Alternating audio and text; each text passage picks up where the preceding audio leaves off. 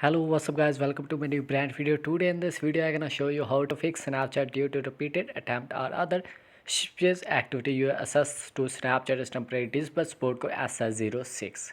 When you have logged into your Snapchat with wrong password too many times, then you have facing this error. So try to reset your Snapchat password and check if your problem solved or not, but you have still facing this problem. So second option, uninstall your Snapchat application and reinstall your Snapchat application. Second option. And third option, go on your mobile settings. After then enter into the mobile settings. If you have using iPhones, so just tap on general iPhone storage and search Snapchat and offload your Snapchat application. If you have using Android device, so just scroll down and tap on app management or app application.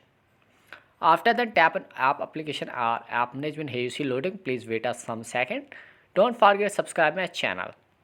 So please wait. And here you see different app and search it Snapchat. You see scroll down. Here you see Snapchat. So just tap on it Snapchat.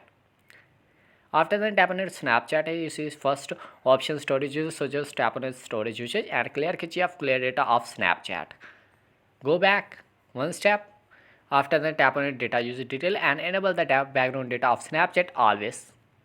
Back one step and here you see permission, so just tap on it permission and allow all permission Snapchat. Camera, contacts, location, microphone, phone and storage also allow.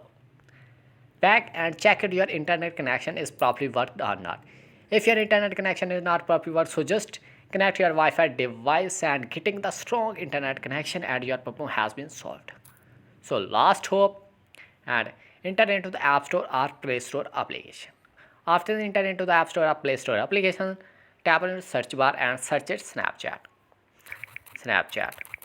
And check if your Snapchat application update is available or not. If your Snapchat update is available, so just firstly update your Snapchat application and your problem 200-300% solved.